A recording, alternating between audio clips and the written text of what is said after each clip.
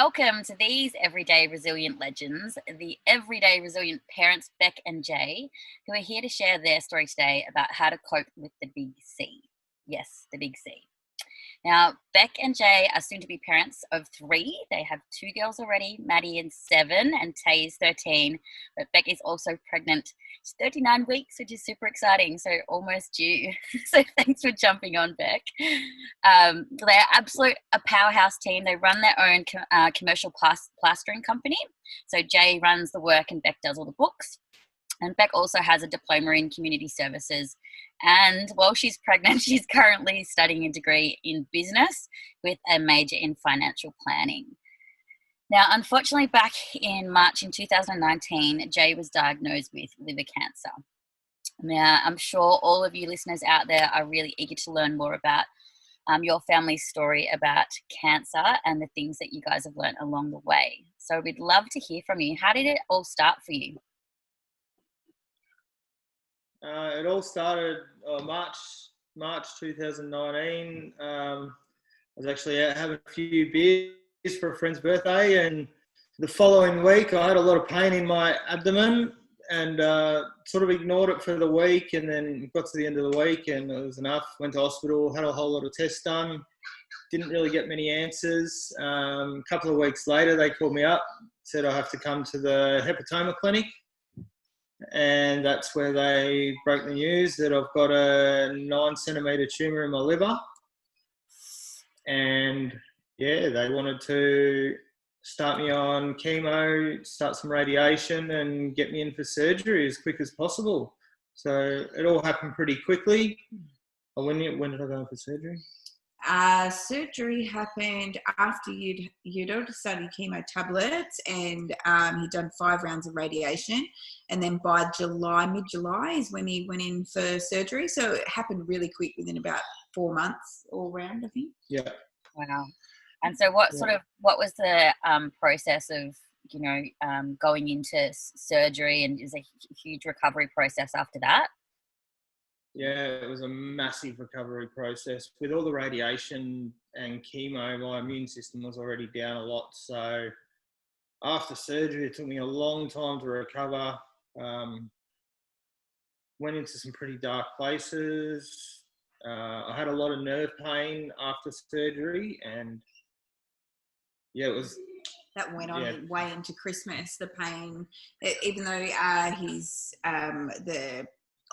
where he'd been operated on had kind of healed, all that nerve damage just went on for months and months and months afterwards. Oh. Yeah, it was very, very, very hard. Yeah, so I had to sleep sitting up for like 6 months, and oh wow, I was just over it, just completely over it. Never thought it was going to end at one stage. Every month I was getting sick, whether it be gastro or chest infection, just because my immune system was so beat up from all the radiation and chemo.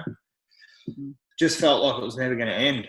So, so what was what sort of happened after the chemo? Were you able to go back into work, and how did that all play out? Well, I was pretty lucky in the sense that I run my own business, so I didn't have to be on site every day. I worked with my dad and my brother as well, so they wore a lot of the load with the on-site work.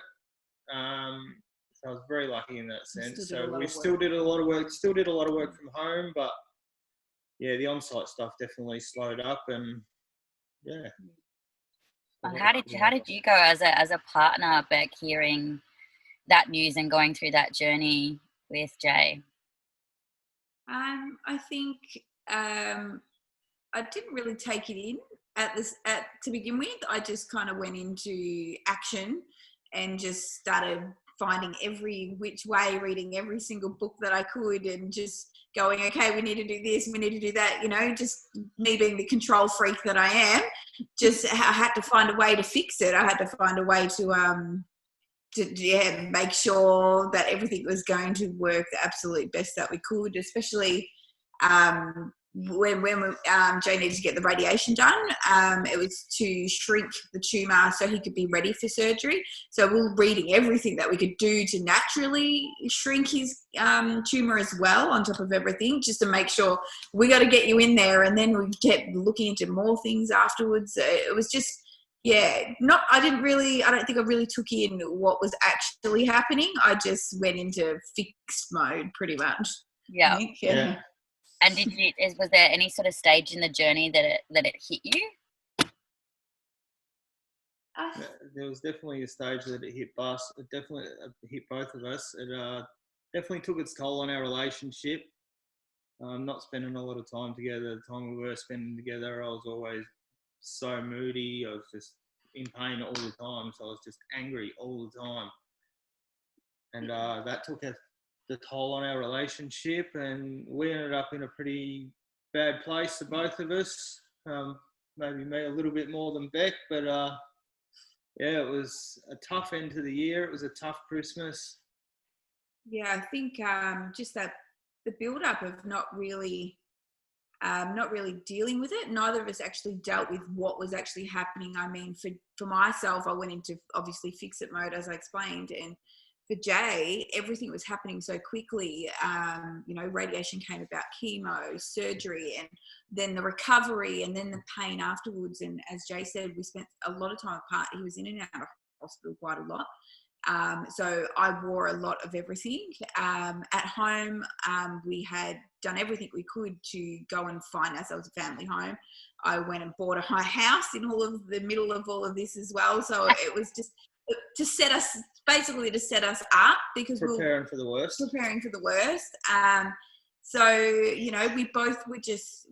Neither of us actually really took in what was happening or what this actually meant, and because of that just kind of resonated in both of us, and just it really it affected us. We kind of grew apart. Was there a trigger that shifted that process of you guys coming out of that really dark stage? It had a lot to do with me because I was so angry all the time. I'd be yelling at the kids for no reason. I wasn't even realising I was doing it half the time, I don't think. So over Christmas, we had a couple of big fights at our holiday house, and we ended up splitting up. So, and then was it over Christmas? Yeah, it was last Christmas was really, really, really tough for us and our family. The kids were affected really badly, not just for Jay as well. I think, as angry as he was, I was really withdrawn because I hadn't dealt with what was happening. I wouldn't say that I blamed Jay for anything that was happening, but having him angry as well when we're just trying to get by was really, really difficult. And, as a mum, you get protective of the kids as well and things like that. So, it got to a really bad place to the point where, we did end up having to separate. And that was the tipping point for us, I think. Yeah, we split up and, so I went and got some help. I went and seen a counsellor. Did some pretty serious counselling, started doing some pretty heavy meditation,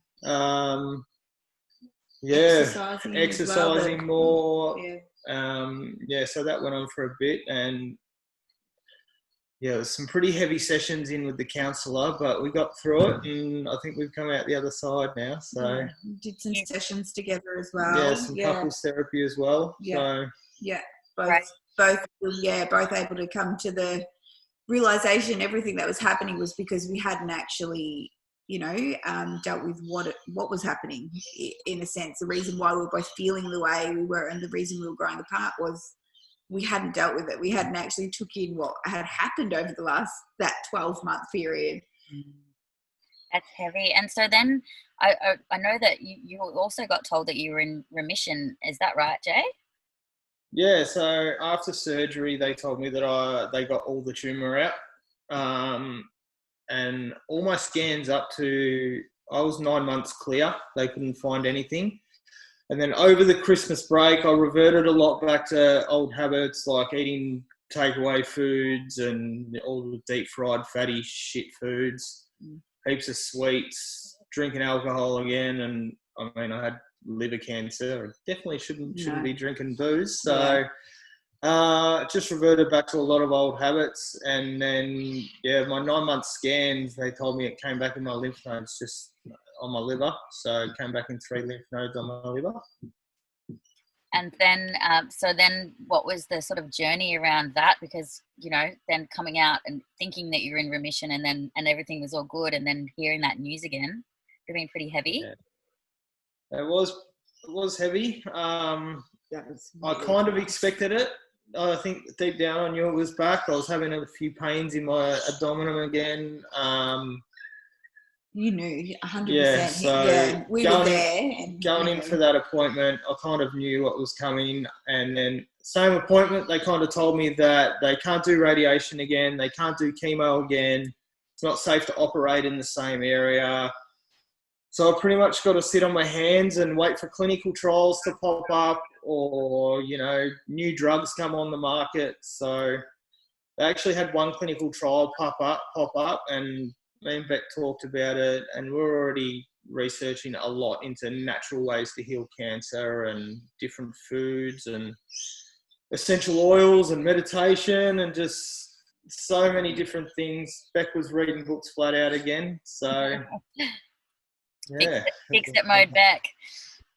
Yeah. And so when you read all these books and going through these types of things, what are the things that you found that's actually really helped you guys? I think nutrition is a big one. Yep. And different I guess, with the nutrition, I guess, you know, there's so many foods out there that people don't actually realize can help, you know, with your inflammation and things like that, pain and all that sort of stuff. That's been the biggest thing for us. I think nutrition is just changing that. Has been huge. You know, when you say changing your nutrition, Bec, what are a couple of the foods that you may have either replaced or removed from your diet to help with the inflammation? Pretty much we've changed absolutely everything. We pretty much changed to like a raw vegan diet.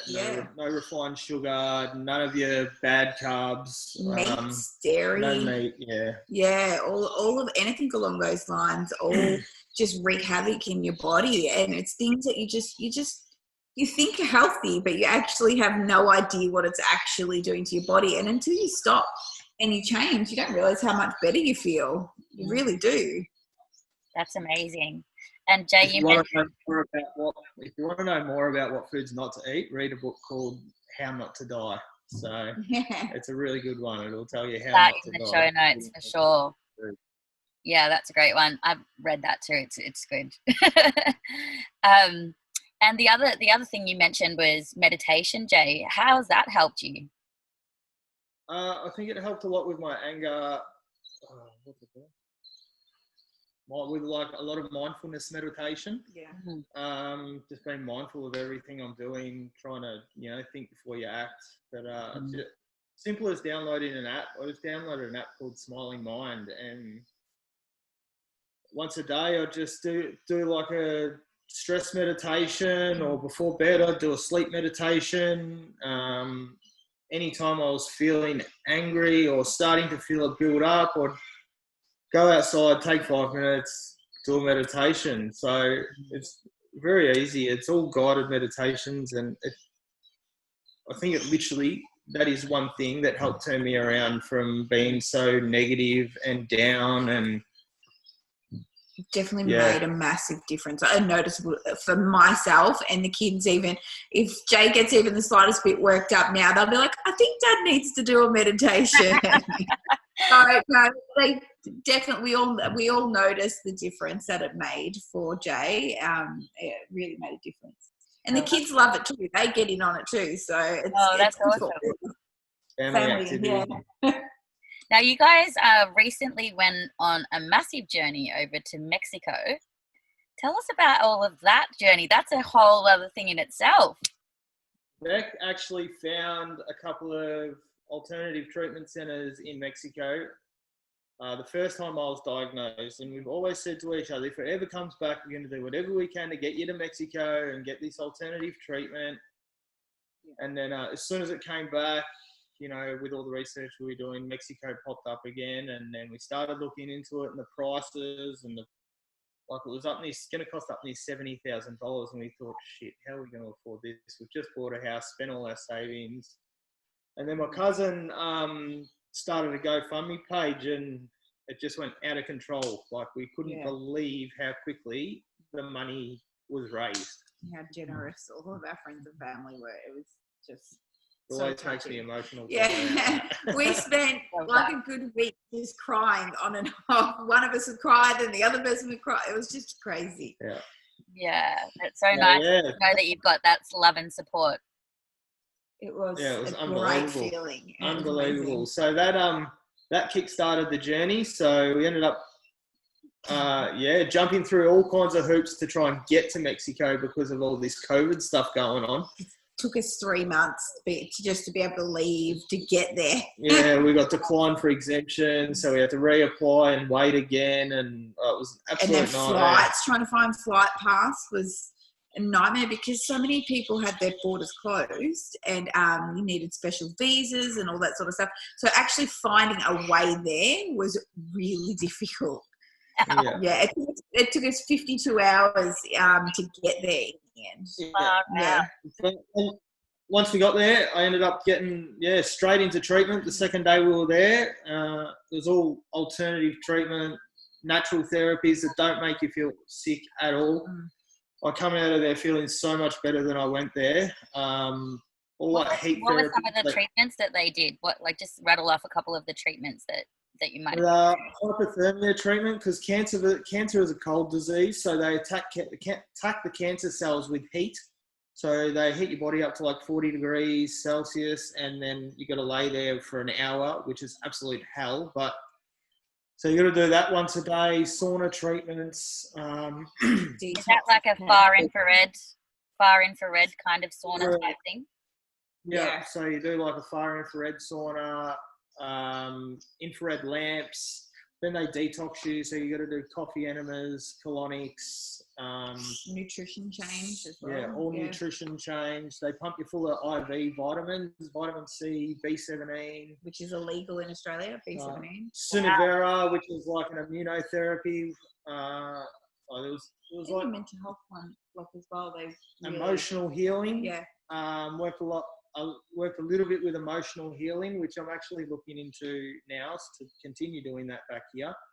Acupuncture. Amazing. And lymphatic. Yeah, you get like lymphatic massages. Like, it was just 2 weeks, 6 days a week, 8 hours a day of treatment, which was, it was great. I had some great results out of it. My tumour. So over the 6 months that I was doing chemo and radiation, my tumour shrunk by like 2%.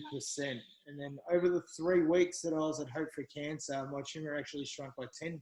So wow, it shows that the alternative, you always question whether the alternative ways work, but I'm living proof that it does work. You've got the measurements there and the evidence right in front of you, and I suppose it's to do with how you feel too. You're not flooding your body with toxins and poisons, you're flooding your body with nutrients. And well, that's it. Jay spent 12 months over that whole period, more than 12 months it was, on the chemo tablets, and he was just run down and sick, and he would catch everything. It was just awful. And now I still have liver cancer, but quality of life is amazing. Happy, fit, lost over weight again, so feeling really good.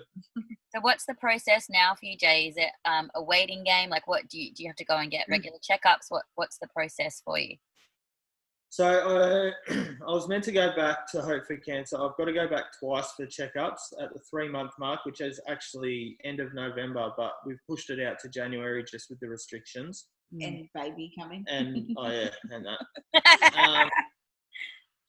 So we've pushed that out. So I do have to go back. But in the meantime, I've bought my own far infrared sauna. I've bought my own heat lamp. I've got a Sauna photodynamic machine, which kills the cancer, which I have to do every night for half an hour. So I've got a pretty intense home program. It takes up about 3 hours a day, my home program. Yeah, right. heaps of supplements. Like I probably take 50 pills a day of just vegan vegetable capsules that are good for you. So, Have you noticed a huge yeah. difference since you've changed all of that stuff in your energy and things like that too? Yeah, like I'm back at work full time now. I'm exercising. I come home, I do my treatments. Definitely exhausted at the end of the day, but I've got a lot more energy. I feel good. I don't get any pain in my abdomen anymore. Yeah, awesome. And tell us, you guys, for our listeners who don't know you, you guys actually got stuck in Mexico when, like, you couldn't get back with the whole COVID stuff. What ended up happening there? Oh, wow. Okay. So each day Jay was going and getting his treatment done. I was spending in the hotel room just trying to find ways home. Basically what happened was as soon as we left, stage 4 restrictions came in Victoria because the numbers were going a bit out of control, as you know, and the caps for people coming back into Australia were then put in place.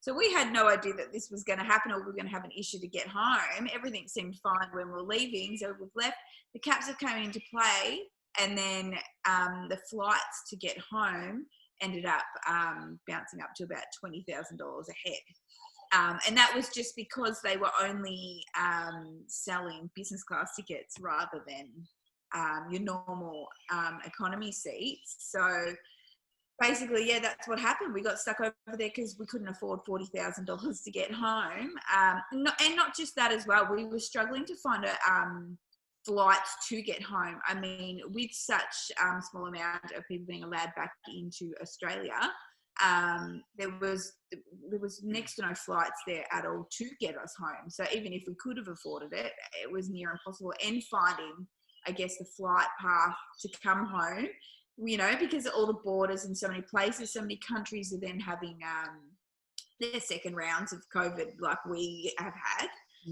It was really hard because a lot of the borders kept closing, and again, all the visas and all those things were coming into play for us, and we're sitting there going, oh no, it took us 3 months just to get here. How long is it going to take us to get home?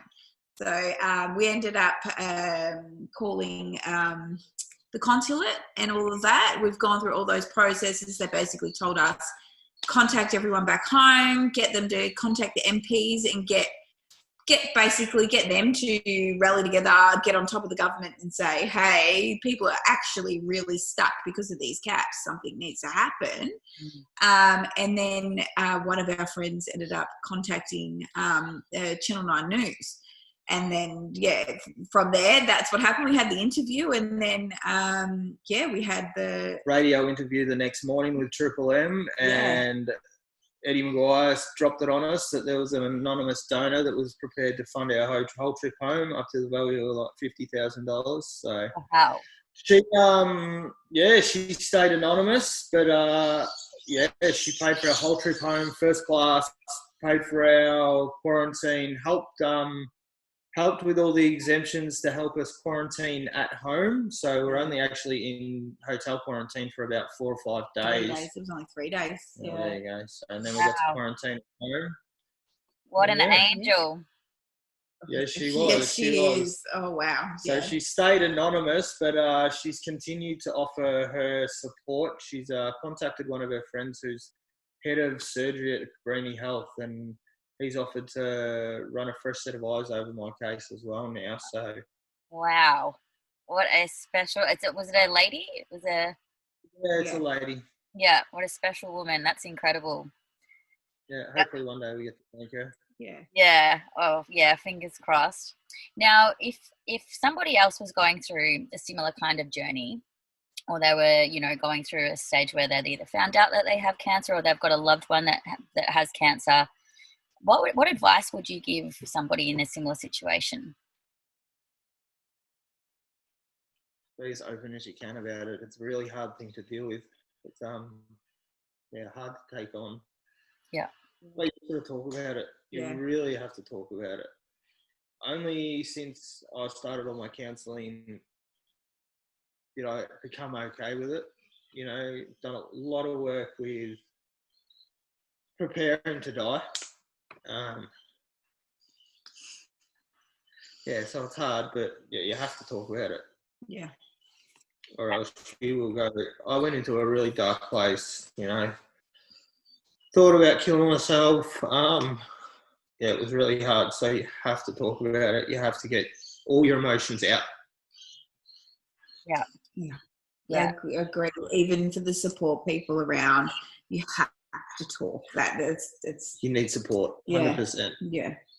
You can't attack it alone. If you bottle it up, it ends up just biting you in the bum, and it destroys your relationships around you. It's hard on your kids if you've got kids around. It's not worth it. You have to be open. You need to talk about it. It's not healthy to have that inside. It just makes it so much harder. Yeah.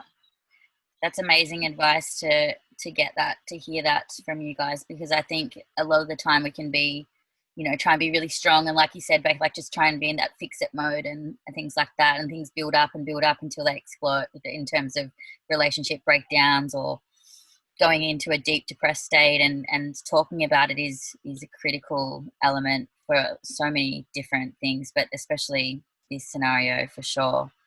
And so do you have any other sort of coping skills or things that you think that have been the real triggers? I know you've mentioned meditation and nutrition being probably the top things that have really helped you cope. Would you recommend anything else that's for somebody who's going through this?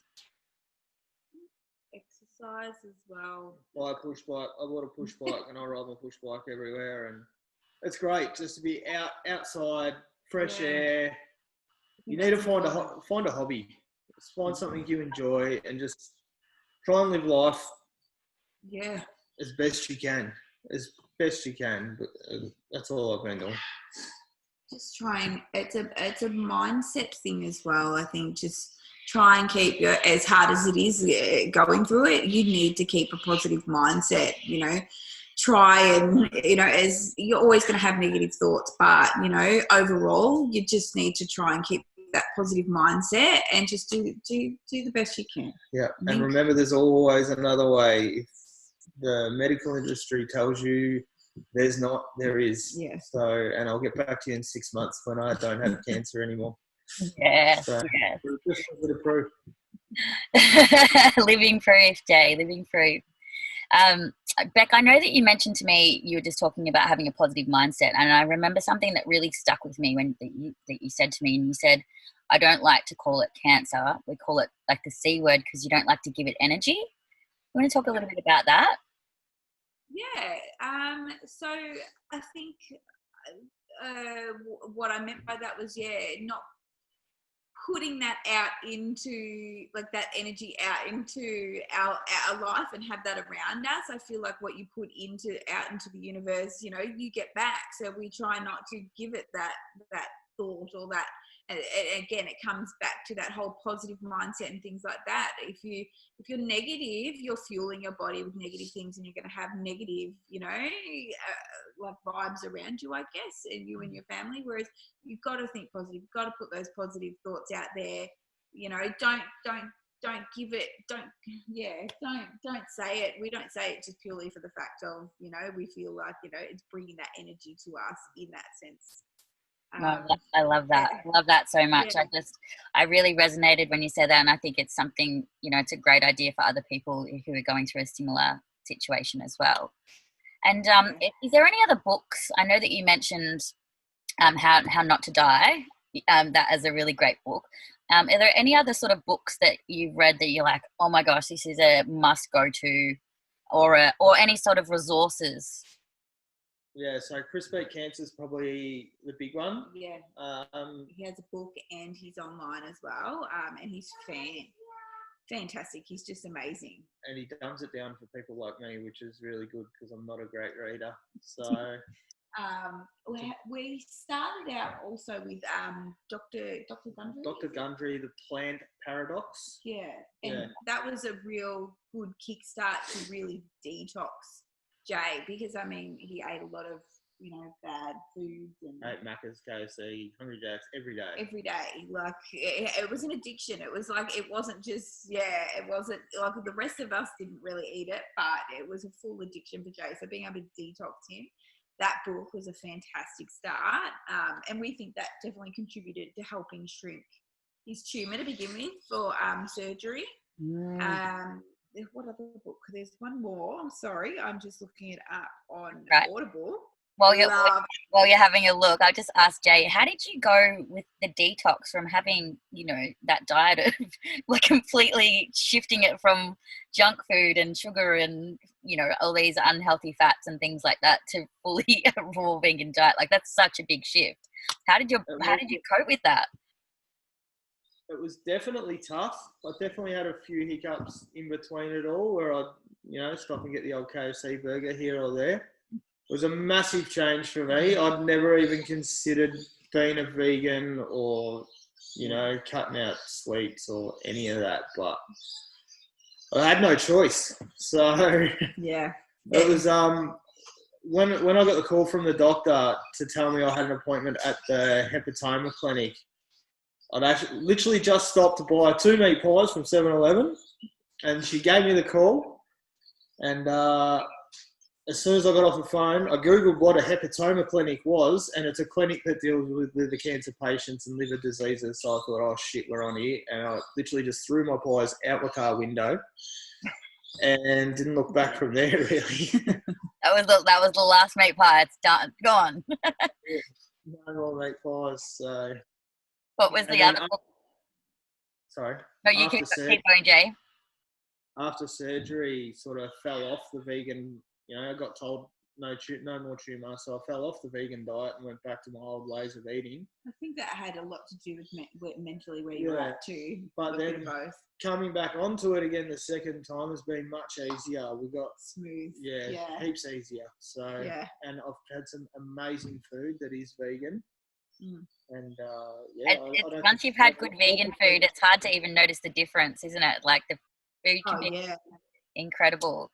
And and I think that other thing that you just mentioned, Bec, about mentally too, like the gut brain axis, and most of our serotonin is produced in the gut. So when we have an unhealthy gut, it's like 90% or something of our serotonin. And so if we're not having that, our moods are all over the place, and it's like a natural antidepressant, serotonin. So it's amazing that you've healed that part, so that also not only healing physically but also mentally as well. It has such a big impact. I love that. What was the last book that you mentioned? World Without Cancer. So I was listening to that on Audible. I'm sure you could probably get a paper copy, but it talks a lot about and goes into depth about the basically modern medicine, the way they are with cancer and the way they treat it, the big 3 ways they treat it: chemo, radiation and surgery, and why it doesn't work, and it also touches a lot on the B17 and how it actually helps with cancer and things like that. That one was super interesting. There was a lot of interesting things that I've learned from that. It really pushed us in the alternative way. It kind of opened up our eyes a lot. I love it. Guys, thank you so much for your time today. You've been a wealth of knowledge, and I appreciate you sharing your heartfelt story so much, and wish you all the best in your recovery. And I know you're going to smash it, Jay. And Bec, all the best in having your baby next week. Fingers crossed. Thank you so much, guys. That was amazing.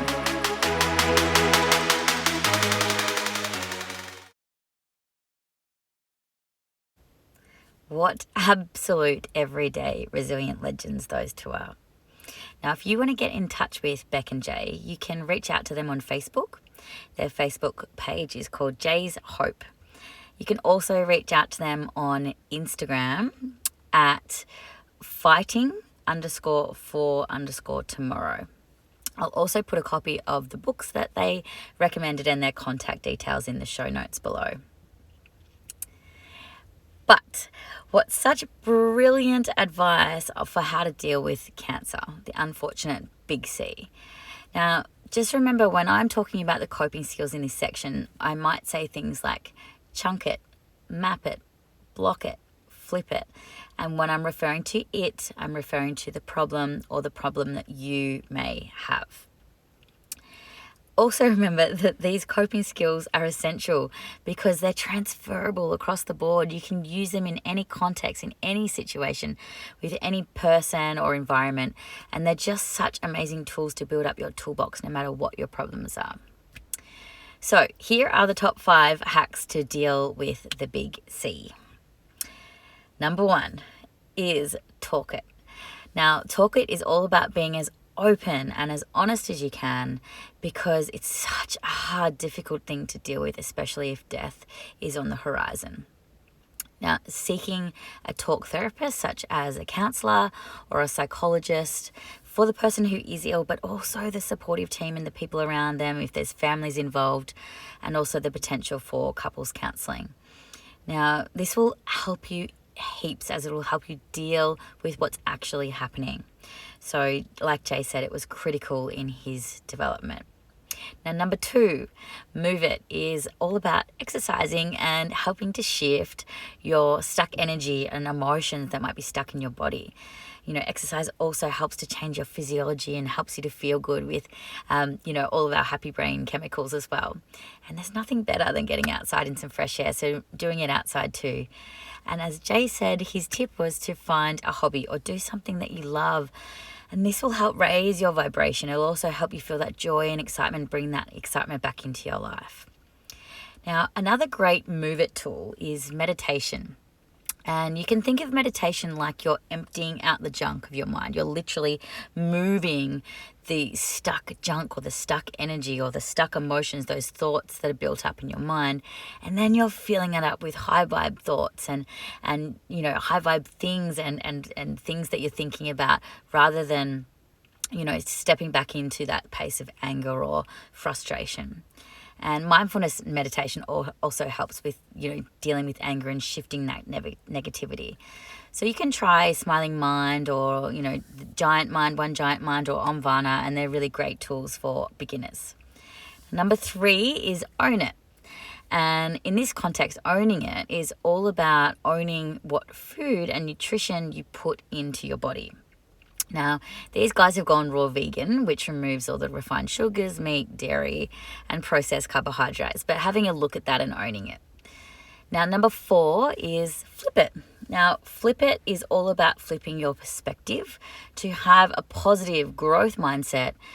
Keeping that positive mindset is so important, and being wary of the language that you're using into your environments and your surroundings.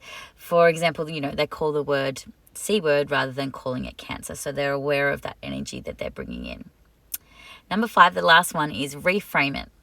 And Reframe It is all about the possible other, alternatives. And the other alternatives they looked at was the place in Canada called Hope for Cancer. Sorry, Mexico, not Canada.